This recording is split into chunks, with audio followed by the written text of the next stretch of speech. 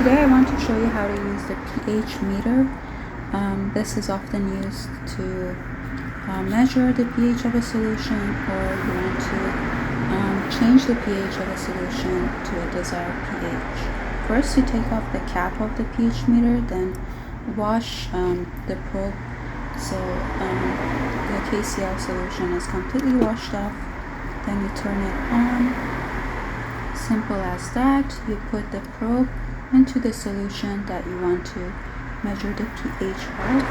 Then you want to make sure that you have a stir bar in your solution in case you want to add acid or base. This will help make the acid and base become uniform in your solution, so when you read it, the pH is correct. And it's very important to give time when you're reading the pH. You have to wait a little bit until the reading becomes stabilized, and you will see a little sign beside it once it's stable. And once you're done, you take the probe out of the solution, wash it again so it doesn't have your solution stuff on it, and it's clean again.